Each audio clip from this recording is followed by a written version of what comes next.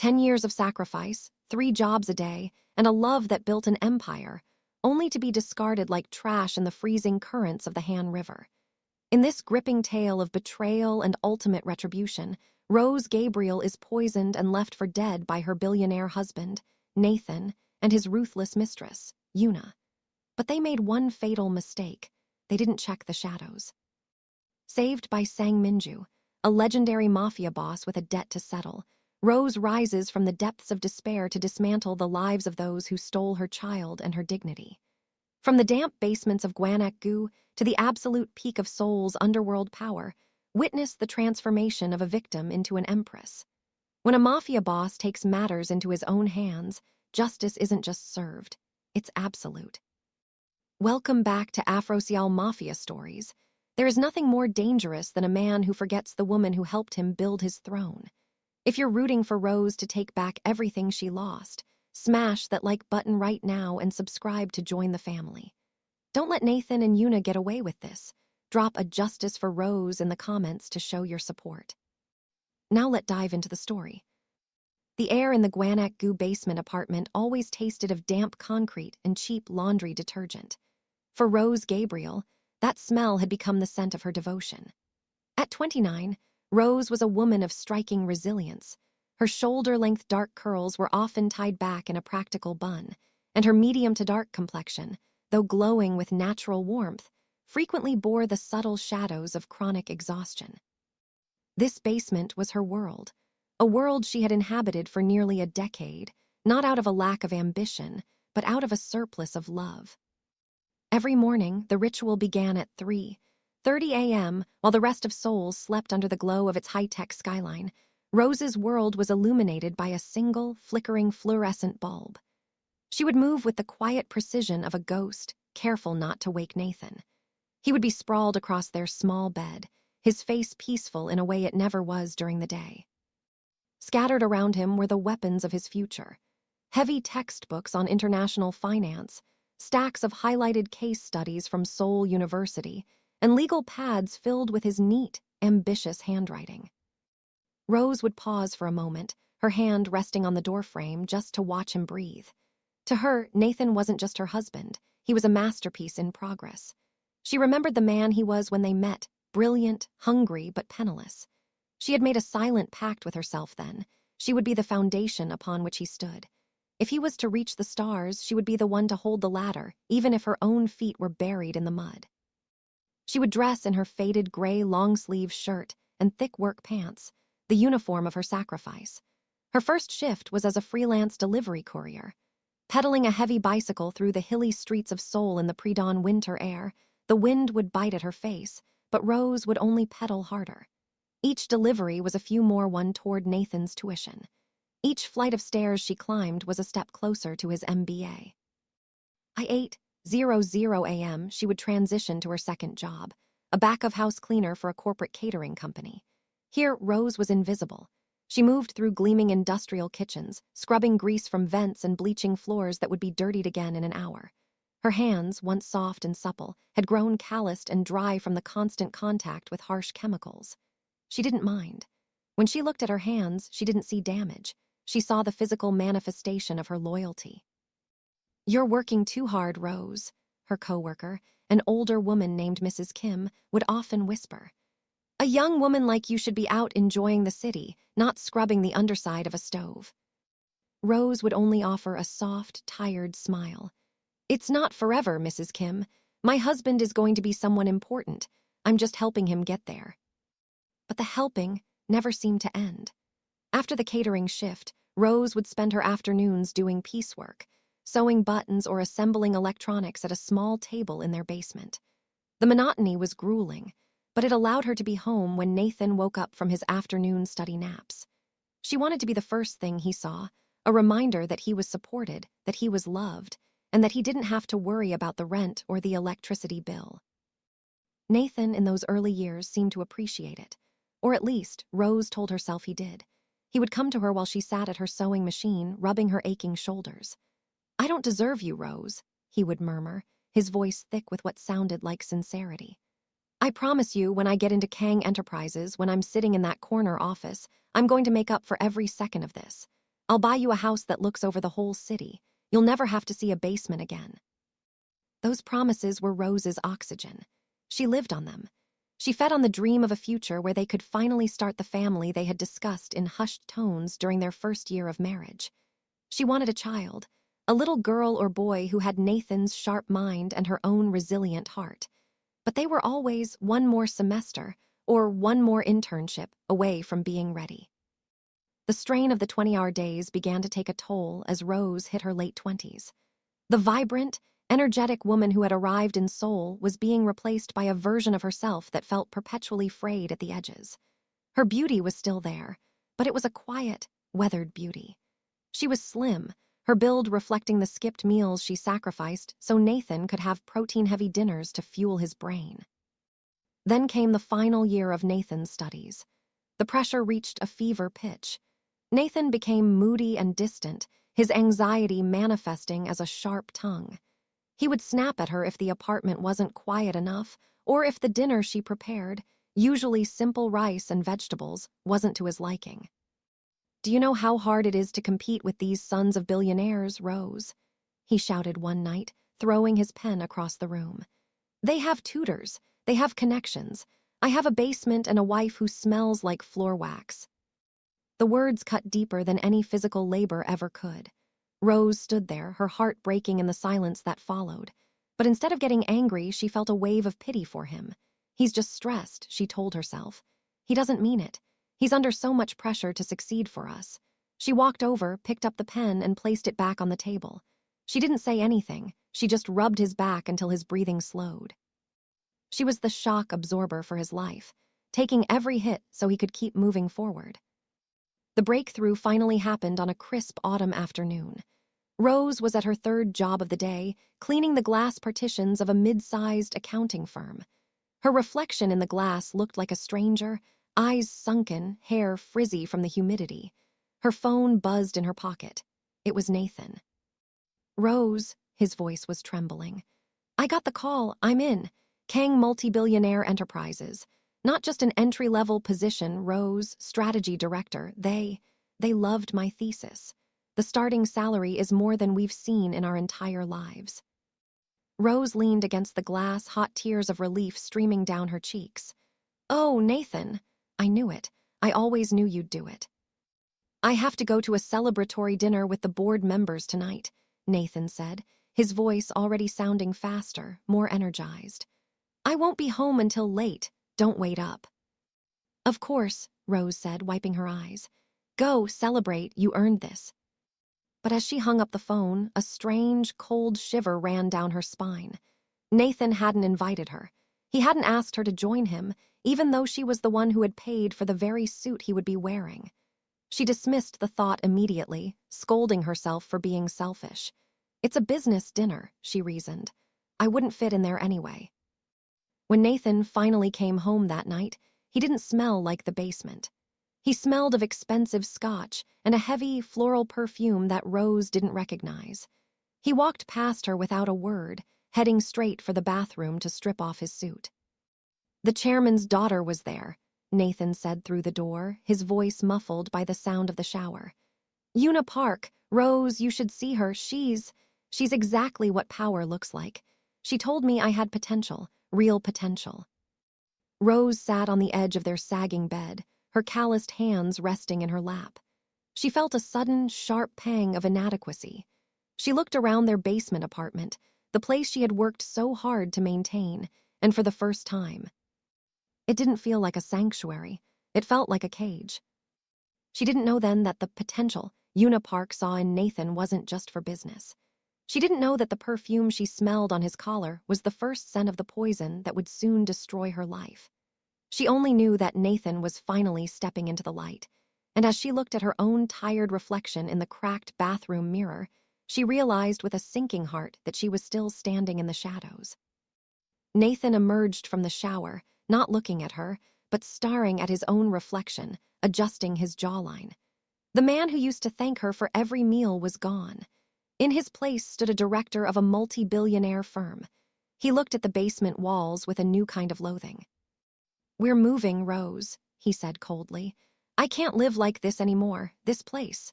It's a reminder of a life I'm done with." Rose nodded, trying to find her voice. "I'm happy for us, Nathan. I'm so proud." He finally looked at her, but his eyes didn't hold the warmth of the basement years. They were clinical, distant.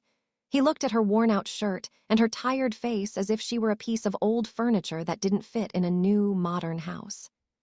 "I'll handle the new apartment," he said, turning away. "You just try to look the part, okay? We're going to be around important people now, people like Yuna." The basement years were over. Rose had successfully built the throne Nathan had dreamed of. But as she lay awake that night, listening to the hum of the city above them, she felt a terrifying premonition. She had given him everything: her youth, her health, her labor. She had built the king. But she was starting to realize that the king she had built might not have any use for the woman who had paved his way with her own blood and tears. The transition was swifter than she could have imagined. Within a month, they were out of the basement and into a high-rise in Gangnam. But the higher they went, the colder Nathan became. The man who once called her his queen in the shadows now seemed embarrassed to have her in the light. And as Rose sat in their new, sterile living room, feeling the first flutters of a 5-month-old life moving in her womb, she realized that the struggle of the basement was nothing compared to the war that was about to begin in the penthouse. The transition from the damp Gwanak-gu basement to the glass-walled penthouse in Gangnam happened with a speed that left Rose Gabriel breathless. Suddenly, the scent of floor wax and mildew was replaced by the sterile, expensive aroma of Italian leather and designer candles. For a few weeks, Rose allowed herself to believe the fairy tale. She walked through the spacious rooms, her hand resting on her 5-month pregnant belly, marveling at the floor-to-ceiling windows that offered a panoramic view of Seoul. She thought this was the reward for her decade of labor, the light Nathan had promised her. But as the sun set over the Han River, casting long, cold shadows across their marble floors, she realized that the light was blinding, and it was being used to hide the growing darkness in her husband's heart. Nathan didn't just change, he transformed. The man who used to share a single bowl of ramyun with her now wore $3,000 suits and spoke in a tone of clipped, corporate authority. He was rarely home, and when he was, he looked at Rose as if she were a ghost haunting his new, perfect life. She was a living reminder of the man who had scrubbed his own socks in a plastic tub, and Nathan Gabriel was desperate to kill that man. The catalyst for the end of their peace was Yuna Park. Rose met her for the first time at a corporate gala she had practically begged Nathan to let her attend. Rose had spent hours doing her own hair, pinning her shoulder-length curls into an elegant updo, wearing a simple but tasteful maternity dress she'd bought with the last of her secret savings. But the moment they arrived, she felt the shift. Yuna Park didn't walk, she commanded the air around her. She was younger than Rose, with porcelain skin and a wardrobe that cost more than their old basement apartment. When Nathan introduced them, Yuna didn't look at Rose's face. She looked at her shoes, then at her pregnant stomach, with a gaze of clinical disdain. "So this is the woman who kept you in the dark for so long," Yuna said, her voice like silk over a blade. She directed the comment to Nathan, ignoring Rose entirely. "You have such an interesting history, Nathan. It's a miracle you survived that environment."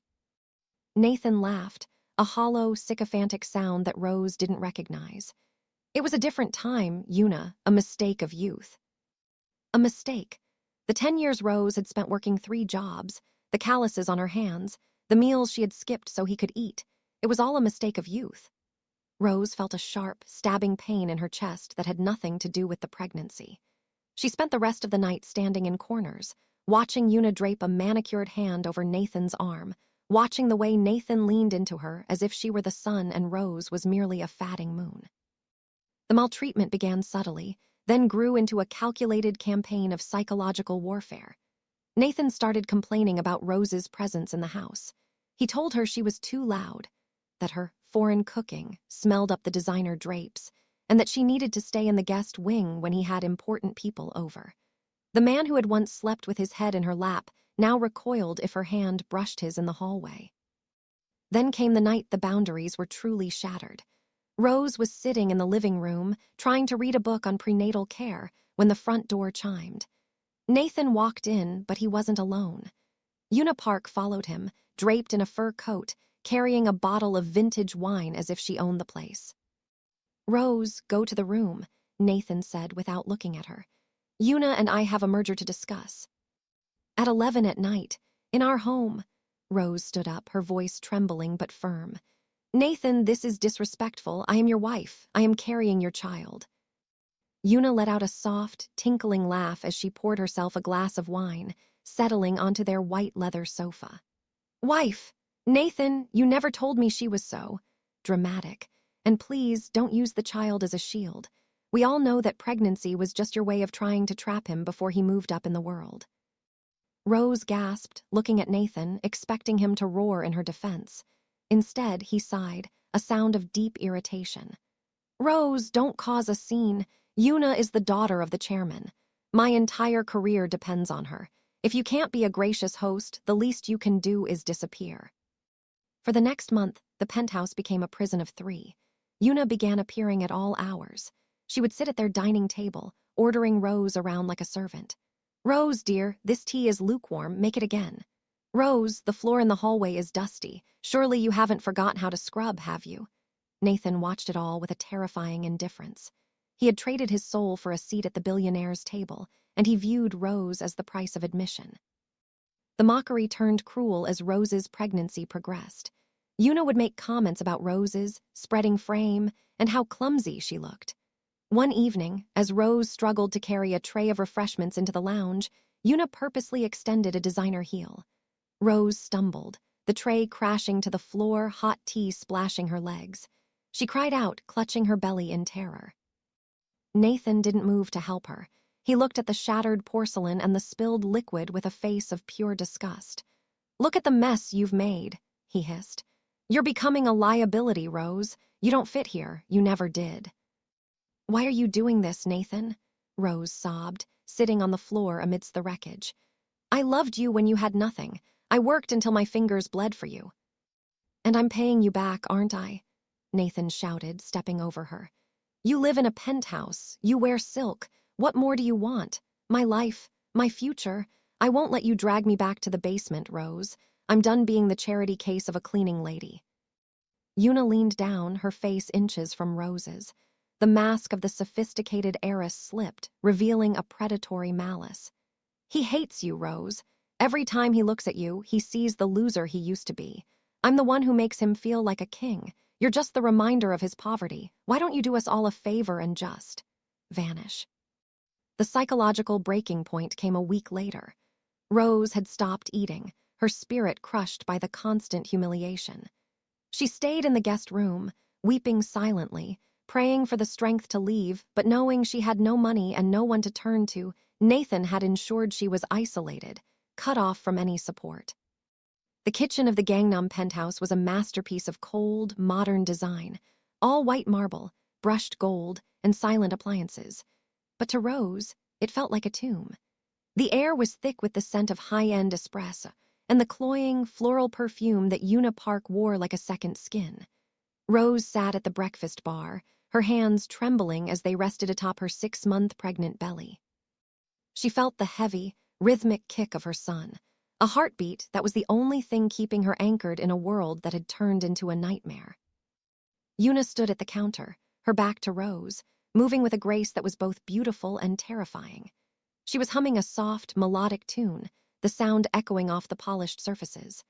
Nathan was in the adjoining study, his voice a low, urgent murmur as he spoke on the phone, his words peppered with corporate jargon and the names of powerful men. He hadn't looked at Rose all morning. He hadn't looked at her in weeks, at least not with eyes that recognized her as a human being. "You look so tired, Rose," Yuna said, turning around with a porcelain cup in her hand.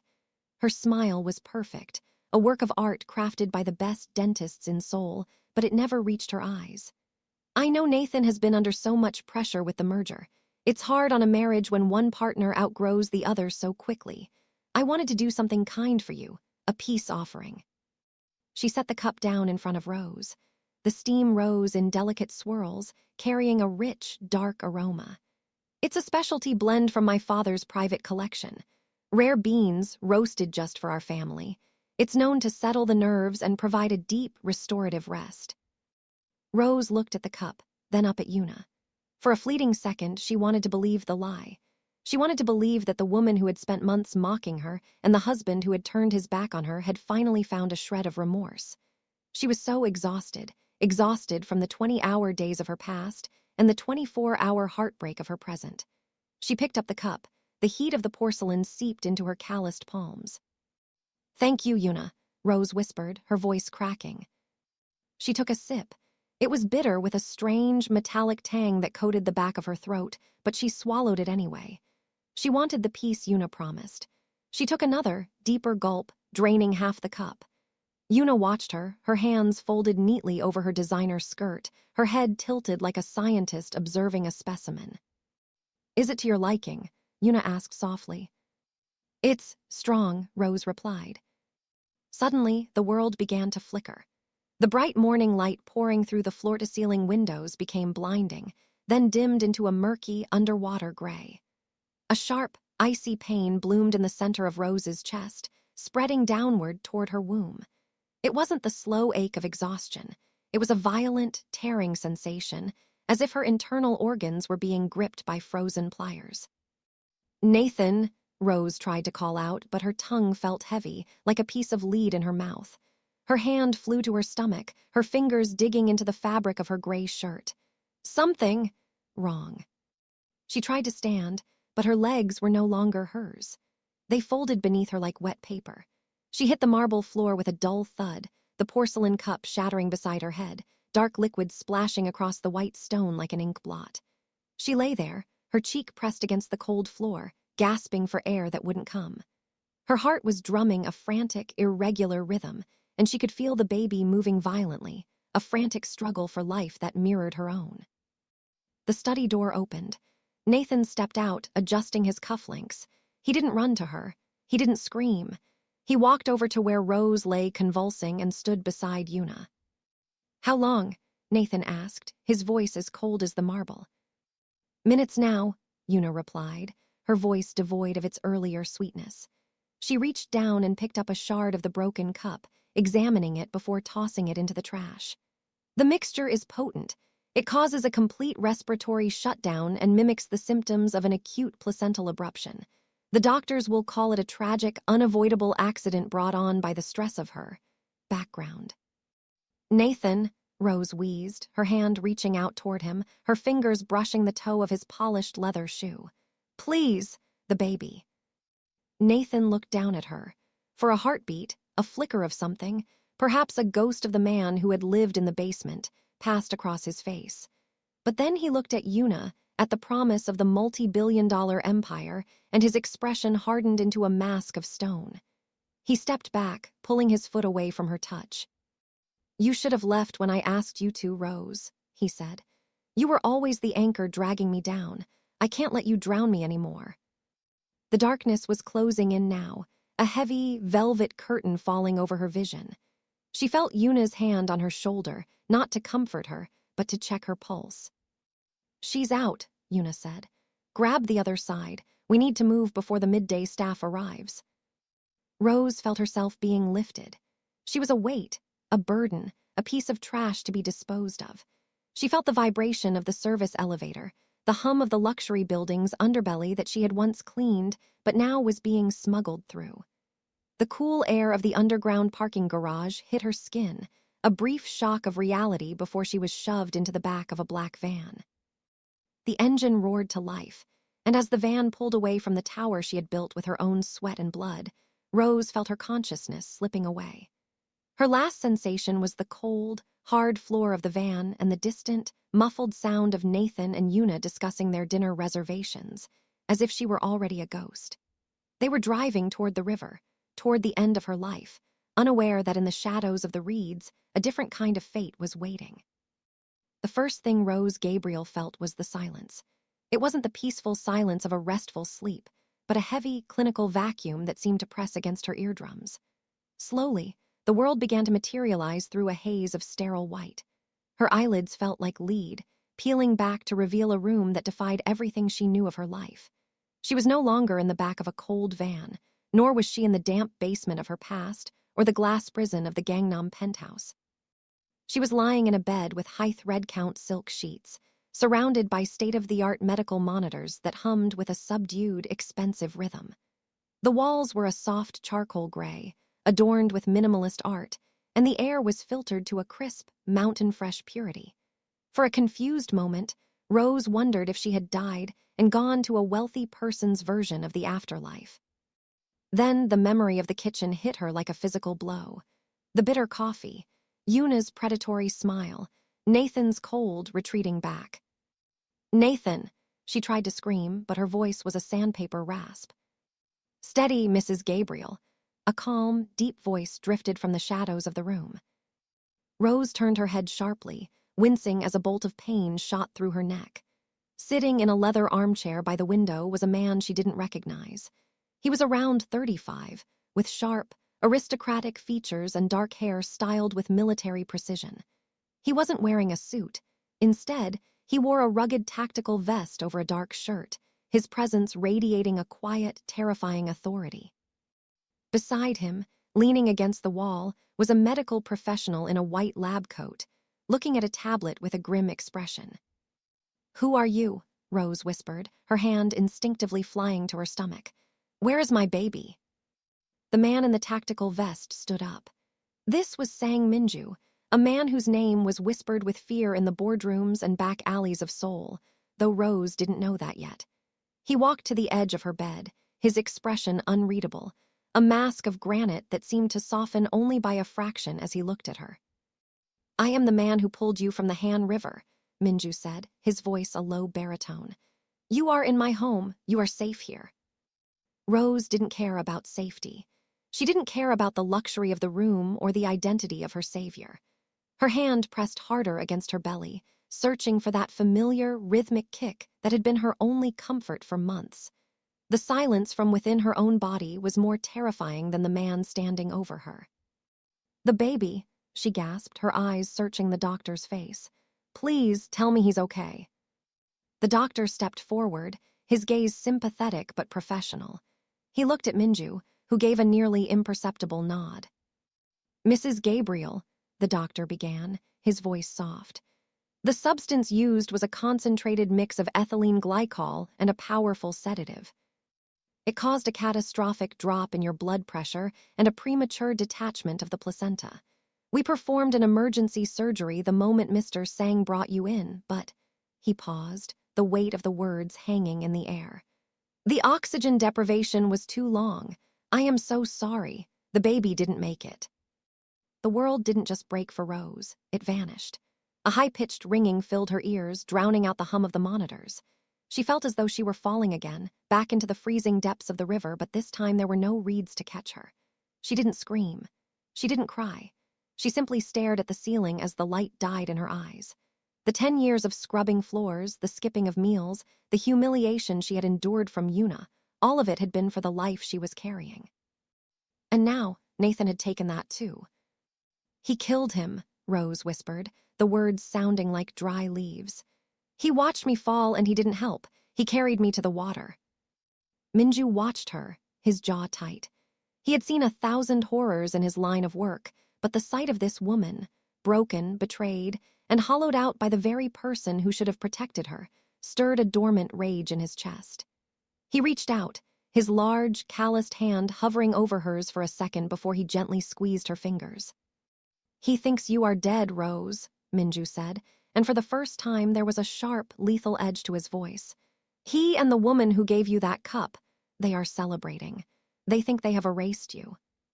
Rose turned her tear-streaked face toward him. "Why did you save me? Why didn't you let me go with my son?" Minju leaned in closer, his dark eyes burning with an intense, vengeful light. "Because the world is full of men like Nathan Gabriel, who think they can step on the hearts of others to reach the top. I've spent my life dealing with such men, but they haven't met me yet, and they don't know that you are still breathing." He stood up, looking toward the window where the distant lights of Seoul flickered like a taunt.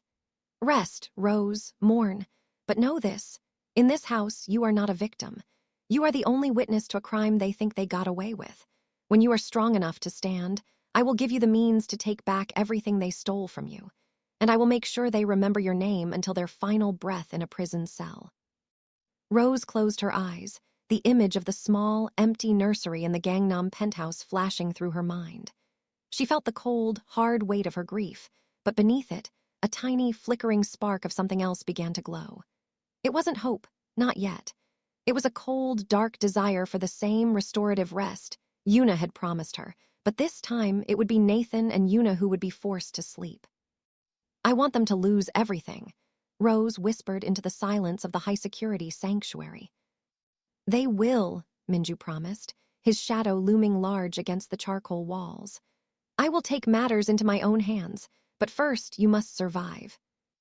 The silence in Sang Minju's high-security mansion was a heavy, suffocating thing, broken only by the rhythmic, artificial hum of the air filtration system. For 3 days, Rose Gabriel had existed in a state of catatonic grief, her body present in the charcoal gray room but her spirit drifting somewhere in the cold, dark depths of the Han River. She hadn't eaten, she hadn't spoken. She simply stared at the wall, her hands occasionally ghosting over her stomach, searching for a heartbeat that had been silenced by a cup of coffee and a husband's greed. On the 4th morning, a soft click echoed in the room.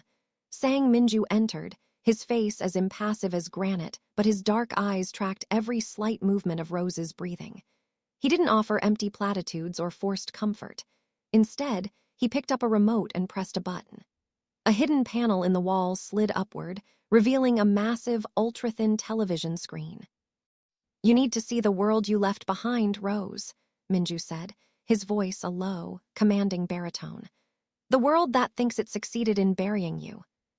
The screen flickered to life, showing a live broadcast from a glittering ballroom in Gangnam. The headlines scrolling across the bottom of the screen read, "A match made in corporate heaven. Strategy director Nathan Gabriel and heiress Yuna Park announce engagement."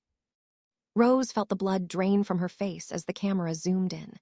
There was Nathan, looking more polished than she had ever seen him, dressed in a bespoke midnight blue suit that she knew cost more than their first 3 years of rent combined. Beside him stood Yuna, draped in a white silk gown that clung to her like a second skin, a 5-carat diamond flashing on her finger like a beacon of stolen victory. They were laughing, clinking crystal flutes of champagne as they stood before a wall of cameras. "We are so thrilled to announce this union," Nathan said into a cluster of microphones, his voice smooth and devoid of any tremor of guilt. "Yuna has been my rock through a very difficult, private period of loss. Together, we look forward to leading Kang Enterprises into a new era of global dominance." Rose's breath hitched. A period of loss. He was using the death he had authored to garner sympathy while standing beside the woman who had helped him dump his pregnant wife in a river. The injustice of it was a physical weight, pressing down on her lungs until she thought they would burst. "They look so happy," Rose whispered, her voice trembling with a sudden, sharp clarity. "They think I'm just a tragic complication that solved itself." She turned to Minju, her dark brown eyes finally sparking with something other than sorrow. It was a cold, searing rage. "They spent 10 years taking from me, my youth, my labor, my health, and finally they took my son, and now they are using his death to sell a merger." Minju watched her, his jaw tightening. He had spent his life navigating a world of predators, but even he found the cold efficiency of Nathan's betrayal chilling. "Tell me everything, Rose, not just the night at the river. Tell me about the basement. Tell me about the money you earned that paid for that suit he's wearing. I want the truth, in its rawest form." For the next hour, Rose talked. The words spilled out of her like a dam breaking.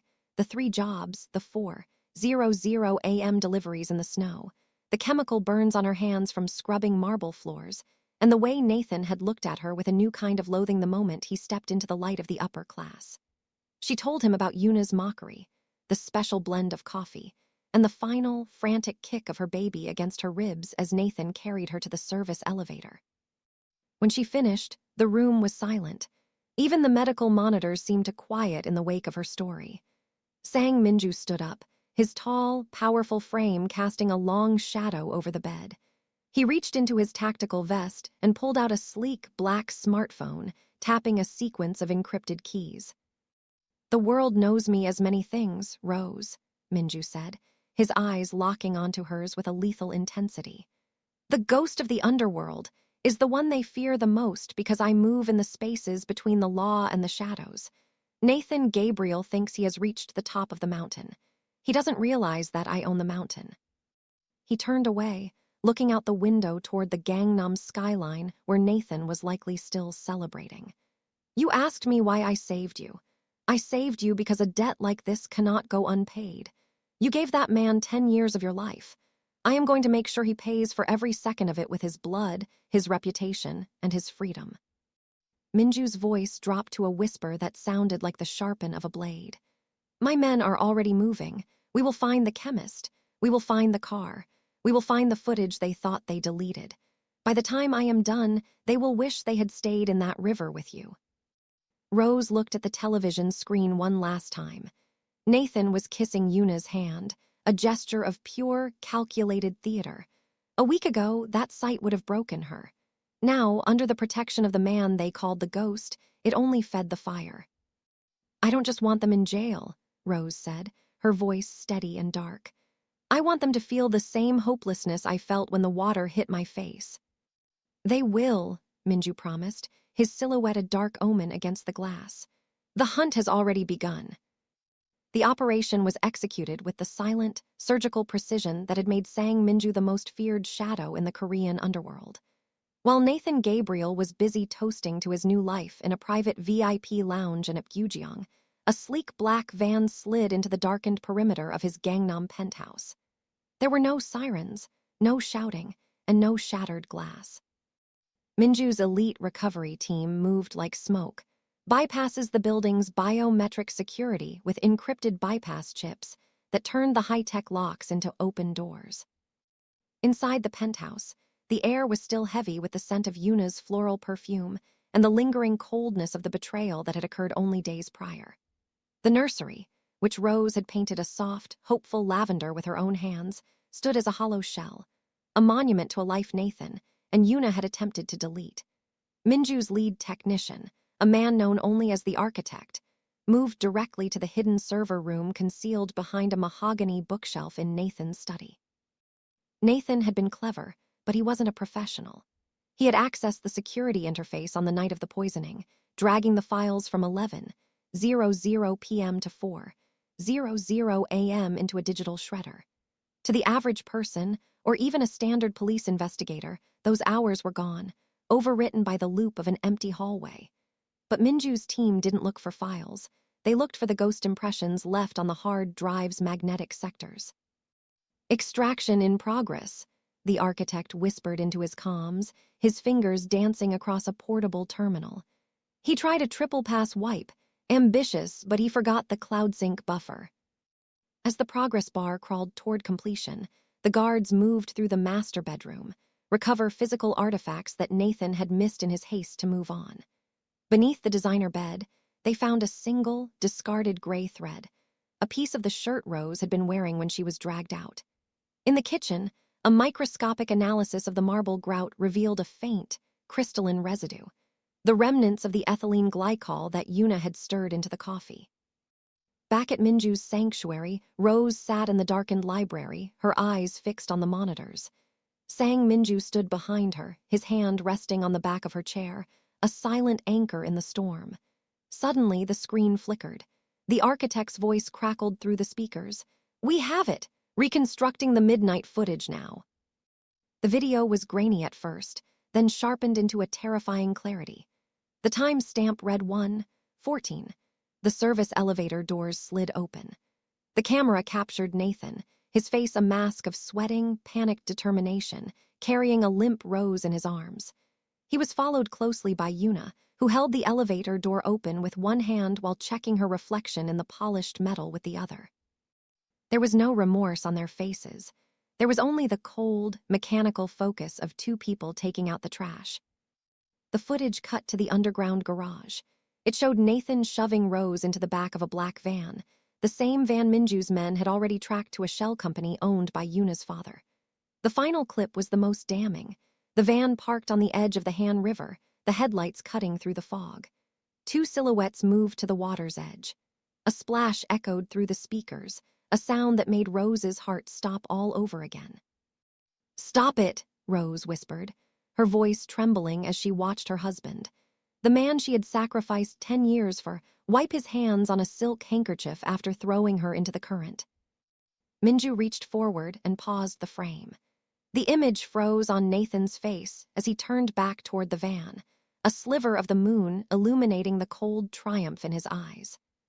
"This is the digital trap, Rose," Minju said, his voice a low, lethal hum. "He thinks he deleted his past. He doesn't know that I have just archived his future. This footage won't go to the police, not yet. I want him to see it first. I want him to know that the ghost has his soul in a digital box." Rose looked at the frozen image of her murderer. The fear that had lived in her chest for days began to harden into a diamond-sharp resolve. Nathan hadn't just left her to die. He had documented his own downfall. "What's next?" she asked, her voice no longer a whisper. Minju straightened his tactical vest, a dark smile playing on his lips. "Next, we stop being the hunted. We become the owners of his debt. I've already started buying the Enterprise's stocks. By tomorrow morning, Nathan Gabriel will realize he doesn't work for the chairman anymore. He works for me." The financial atmosphere of Seoul was as cold and unforgiving as the depths of the Han River, a fact Nathan Gabriel was beginning to learn in the most agonizing way possible. In the weeks following the disappearance of his wife, Nathan had moved with the frantic energy of a man who believed he had successfully outrun his past. He walked the halls of Kang Enterprises with a new, inflated sense of self-importance, his bespoke suits tailored to hide the tremoring of hands that had once carried a dying woman to a van. He was the golden boy of the chairman, the fiancé of the heiress Yuna Park, and the architect of a billion-dollar merger that was set to dominate the Asian markets. But while Nathan was popping champagne in rooftop bars, a silent predator was moving through the digital veins of his empire. Sang Minju did not fight with fists or shouts. He fought with capital. From the high-security sanctuary where Rose watched through a wall of monitors, Minju began the systematic dismantling of Nathan's world. He didn't just want Nathan's blood, he wanted his legacy. The first strike was invisible. Minju's shell companies, vast, untraceable entities registered in offshore havens, began a coordinated short on Kang Enterprises' secondary stocks. Slowly, the market began to perceive a weakness that didn't yet exist. Simultaneously, Minju's agents began buying up Nathan's personal debts. Every reckless loan Nathan had taken to maintain his high society facade, every leveraged asset he had used to buy Yuna's 5-carat diamond, was quietly consolidated under a single, private holding firm, the Ghost Fund. Nathan first felt the chill during a Monday morning executive briefing.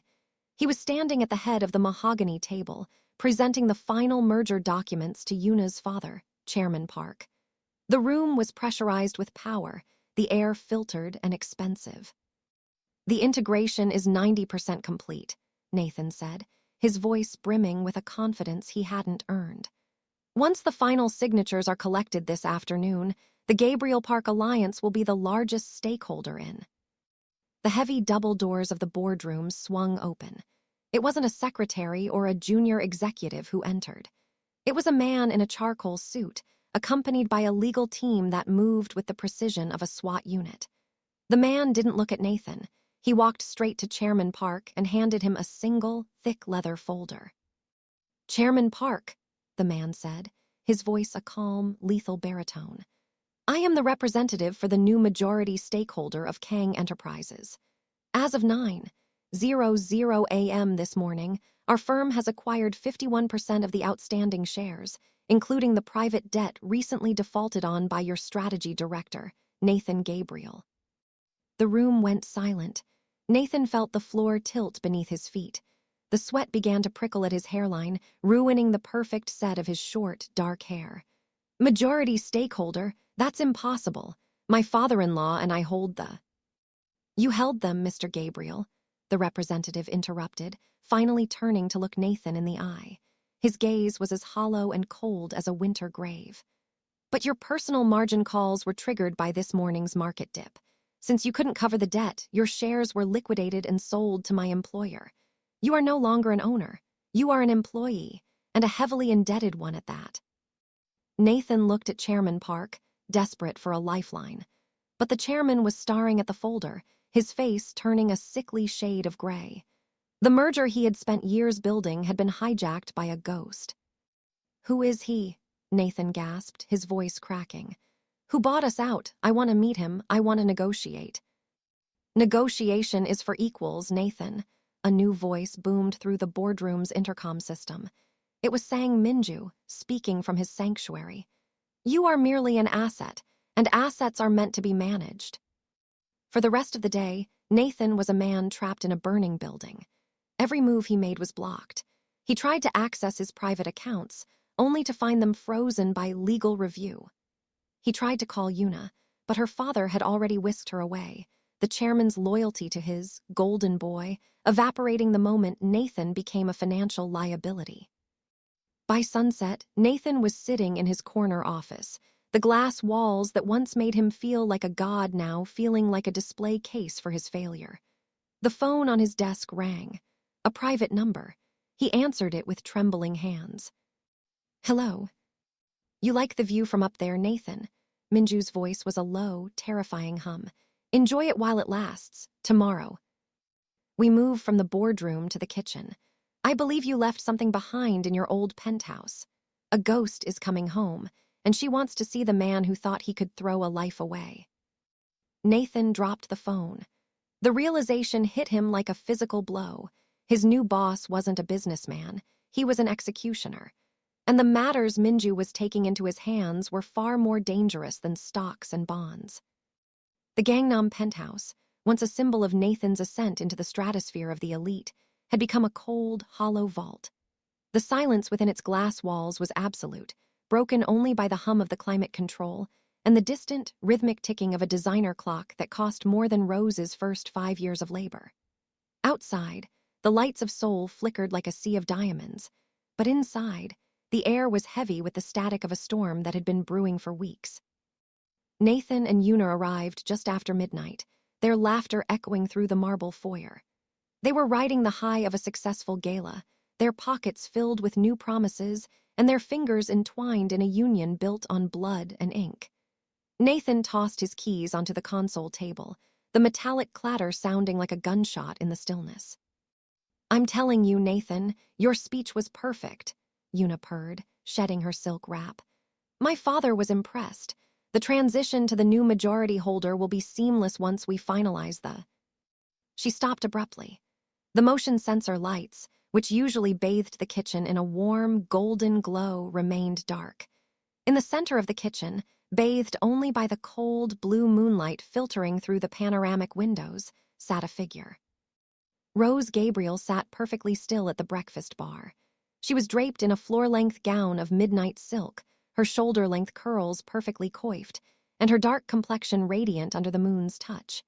She looked nothing like the exhausted, broken woman they had dumped into the Han River. She looked like a judge. In front of her sat 3 cups of coffee, the steam rising in delicate, ghostly spirals. Nathan's heart skipped a beat, then began to hammer against his ribs with a sickening violence. His breath hitched in his throat, his face turning a ghostly shade of gray. "Rose," he whispered, his voice cracking like dry parchment. "No, that's not. You're dead." Yuna recoiled, her hand flying to her throat. The diamond on her finger caught a sliver of light, mocking the darkness. "It's a trick. Nathan, it's a hallucination. We saw her. We put her in the water." "The water was cold," Rose said, her voice a calm, melodic chime that cut through their panic. She didn't move. She didn't shout. She simply picked up one of the cups and took a slow, deliberate sip. "But the betrayal was colder. Did you enjoy the gala, Nathan? Did you enjoy wearing the suit I paid for while you toasted to my tragic loss?" Nathan took a stumbling step backward, his eyes wide with a primal terror. "Rose, listen to me. I can explain. It was the pressure," Yuna said. "Don't blame her for your cowardice, Nathan," Rose interrupted, her eyes locking onto his with a lethal clarity. "You carried me. You felt my heart beating against your chest. You felt our son kick one last time before you shoved us into that van. You didn't just kill a wife. You killed the person who gave you a life worth living." Suddenly, the kitchen lights flared to a blinding, surgical white. Nathan and Yuna winced, shielding their eyes. From the shadows of the dining room stepped Sang Minju. He wasn't in his fishing gear tonight. He was in a bespoke charcoal suit, his presence filling the room with a weight that made the air feel thin. Behind him, a line of uniformed officers and plainclothes detectives moved into the light, their faces grim and professional. "Nathan Gabriel, Yuna Park," Minju said, his baritone voice a finality. "You are under arrest for the attempted murder of Rose Gabriel and the resulting death of her unborn child." "You have no proof," Yuna shrieked, her poise finally shattering into a jagged mess of desperation. "She's a liar. She's a disgruntled ex-wife trying to ruin us." Minju didn't argue. He reached into his jacket and pulled out a small, silver remote. He pressed a button, and the massive television on the kitchen wall flickered to life. The black-and-white grainy footage from the night of the disposal played in a loop. Nathan carrying the limp body, Yuna holding the elevator, the van stopping at the river's edge. "The digital world never forgets, Yuna," Minju said, his eyes as cold as a winter grave. "We also found the chemist. He's already in custody, and he was very talkative about the special blend you ordered." The lead detective stepped forward, the metallic click of handcuffs sounding through the room. "Turn around, hands behind your back." Nathan didn't fight. He collapsed to his knees on the very marble floor where he had watched Rose convulse weeks prior. He looked up at Rose, his eyes filled with a pathetic, late-blooming remorse. "Rose, please, I loved you, in the basement. I loved you." Rose stood up, her silk gown trailing behind her like a shadow. She walked over to him, leaning down until her face was inches from his. "The man from the basement is dead, Nathan. You killed him the moment you looked at me and saw an obstacle instead of a partner. I am the majority stakeholder of your life now, and I'm liquidating your future." As the officers hauled them away, Yuna screaming and Nathan weeping in a broken, silent heap, the kitchen returned to a terrifying stillness. Rose stood by the window, watching the police cars' red and blue lights pulse against the Gangnam skyline. Sang Minju walked over, standing a respectful distance behind her. "It's done, Rose. They won't see the sun as free people ever again." Rose looked at her reflection in the glass. The queen in the shadows was gone. The woman staring back at her was an empress, forged in fire and tempered in ice. "No, Minju," she whispered, her hand resting on the place where her heart used to be. "It's not done. It's just beginning." The fluorescent lights of the Seoul Central District Prosecutor's office were unforgiving, casting a clinical, sterile glare over the mahogany desk where District Attorney Choi sat. In front of him lay the black file, a heavy leather-bound dossier that contained the ruins of 2 lives. Sang Minju stood by the window, his silhouette cutting a sharp, lethal figure against the city's skyline, while Rose Gabriel sat in a high-backed chair, her hands folded with a composure that hid the tempest of her soul. The room was silent as Choi flipped through the pages. The architect's recovered CCTV footage was there, transcribed into high-definition stills that captured the exact moment Nathan Gabriel's humanity had evaporated. There was the forensic report from the private clinic, detailing the precise chemical signature of the ethylene glycol found in Rose's system. And perhaps most damning of all, there was the sworn affidavit from the underground chemist, a man who had traded his silence for a chance to avoid the ghost's wrath. "This isn't just attempted murder," Choi whispered, his voice thick with a mixture of professional awe and personal disgust. "This is a calculated execution, the premeditation, the disposal of a pregnant woman. It's monstrous." "It is a debt that has come due," Minju replied, his voice a low, vibrating baritone. "The evidence is absolute. There are no loopholes, no high-priced lawyers who can argue away the image of a man throwing his wife into a river."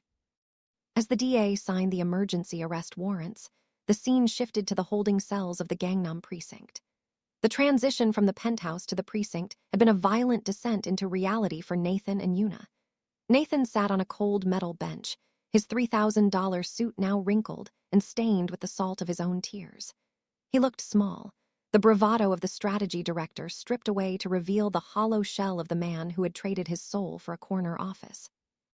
Across the hall, in a separate cell, Yuna Park was a storm of fatting fury. Her designer dress was torn, and her sleek black hair was a tangled mess. She gripped the bars, her knuckles white, screaming about her father's influence and the mistake the police were making. But the influence of Kang Enterprises had vanished the moment the stock market opened that morning. The mistress of the merger was now just a common prisoner. The heavy iron door at the end of the hallway groaned open. Rose Gabriel walked down the center of the corridor, flanked by Sang Minju. She didn't look at the guards, she didn't look at the gray stone walls. Her eyes were fixed forward. When she reached Nathan's cell, she stopped. He looked up, his eyes widening in a mixture of hope and terror. Rose, please talk to them. Tell them it was an accident. I'll give you everything. The money, the penthouse. Just get me out of here. Rose looked at him through the bars. The man she had cleaned for, the man she had starved for, the man who had tried to erase her. You don't have anything to give, Nathan, she said, her voice a terrifyingly calm whisper. The money is gone. The penthouse is mine. And the son you threw away. He is the only thing you'll ever truly own because his ghost will haunt you every night you spend in this cage. Yuna's screaming stopped as Rose turned to her. The mistress's face was a mask of pure hatred. You think you won? You're just a basement girl who got lucky with a thug. Minju stepped forward, his presence filling the narrow hallway with a suffocating weight. He reached into his pocket and pulled out a single sheet of paper, the DA's formal charge sheet. The bail hearing was 10 minutes ago, Minju said, his voice dropping to a lethal hum. Given the evidence in the black file and the risk of flight, bail has been denied. You are both being transferred to the Suwon Maximum Security Facility tonight. You won't be seeing the light of day for a very long time. The reality finally hit Yuna. The diamond on her finger, the one that had mocked Rose in the kitchen, was seized as evidence by a passing guard. She let out a guttural, animalistic wail as the weight of life imprisonment settled over her. Rose watched as the guards arrived to lead them away. Nathan was dragged, his legs refusing to hold his weight, his sobbing echoing through the corridor. Yuna fought until the handcuffs bit into her wrists, her defiance finally replaced by a shivering, pathetic fear. As the heavy doors closed behind them, Rose felt a sudden, profound lightness in her chest. The poison was finally out of her life. She turned to Minju, who was watching her with a silent, protective intensity. It's over, she whispered. No, Rose, Minju said, gently placing a hand on the small of her back as they walked toward the exit. Justice is a foundation. Now we build your empire. 1 year had passed since the night the Han River almost claimed Rose Gabriel's life. But to the woman standing on the marble balcony of the Minju estate, that version of herself felt like a stranger from a distant, tragic lifetime. The Seoul skyline stretched out before her, a glittering tapestry of neon and steel, but she no longer looked at the city with the wide-eyed exhaustion of a woman scrubbing its floors. Today, the city belonged to her. Rose was transformed. Gone were the faded gray shirts and the calloused hands of a delivery courier. She wore a gown of champagne-colored silk that flowed over her rejuvenated frame, her dark skin glowing with a health and vitality that no amount of expensive cream could replicate. It was the glow of a woman who had found her power. Her shoulder-length curls were soft and lustrous, framing a face that had traded its look of distressed vulnerability for one of regal composure. Beside her stood Sang Minju. He no longer wore the tactical gear of a hunter or the rugged attire of a fisherman. He stood in a tailored black suit, his presence as formidable as a mountain, yet his eyes softened the moment they landed on Rose. He wasn't just her savior or her protector anymore. He was the partner she had deserved during all those years of lonely sacrifice. Minju stepped closer, his hand resting gently on the small of her back. The merger is complete, Rose, he said, his baritone voice steady and warm. The Gabriel Park assets have been fully integrated into the Minju Group. You are now the official chairwoman of the foundation. The basement is a ghost, and the penthouse is a memory. You have built something far greater than Nathan ever could. Rose looked down at the 5-carat diamond on her finger, not a trophy of a predatory marriage, but a symbol of a new beginning. She thought of Nathan and Yuna, rotting in the Suwon Maximum Security Facility. Their names were no longer whispered in boardrooms. They had been erased from the social registers of Seoul, replaced by the legend of the woman who came back from the dead to take everything. I used to think that sacrifice was the only way to show love, Rose whispered, leaning her head against Minju's shoulder. I thought if I gave everything until I was empty, I would be rewarded. I was wrong. Sacrifice without respect is just a slow suicide. Minju turned her toward him, his dark eyes locking onto hers with an intensity that made her breath hitch. You didn't just survive, Rose. You evolved. You are the empress of this city because you have the heart of a lion and the mind of a strategist. And this time, you aren't building a kingdom for a man who doesn't deserve it. You are building it for us. Gently, Minju moved his hand from her back to her stomach. Under the silk of her gown, there was a visible, beautiful swell. She was 6 months pregnant again. But this time, there was no fear. There was no special blend of coffee or hidden mistresses lurking in the shadows. There were only elite security teams, the best medical care money could buy, and a father who would burn the entire world to the ground before he let a single hair on her head be harmed. The kick she felt against her palm was strong and rhythmic, the heartbeat of the new heir to the Minju Empire. It was a heartbeat of defiance. It was a heartbeat of victory. He'll have your eyes, Rose murmured, looking up at the man who had pulled her from the reeds. And he'll have your strength, Minju replied, kissing her forehead. As the sun dipped below the horizon, bathing Seoul in a final, golden light, Rose Gabriel finally let go of the last thread of the basement girl. She was no longer a victim. She was no longer a discarded wife. She was the woman who had risen from the ashes of betrayal to wear a crown of her own making. The queen in the shadows had stepped fully into the light, and for the first time in her life, she wasn't afraid of the shadows that followed. She was the one who controlled them. The story of the pregnant wife who was poisoned didn't end in the river. It ended here, on a balcony above the world, where a new life was beginning in the arms of a man who took matters into his own hands, and a woman who had finally learned to hold her own. Rose went from the basement to the throne, but her journey is just beginning. To see more stories of incredible strength and mafia-style retribution, make sure your notifications are turned on. You won't want to miss our next deep dive into the shadows of Seoul. Remember, never build a throne for a man who doesn't know how to treat a queen. Class dismissed.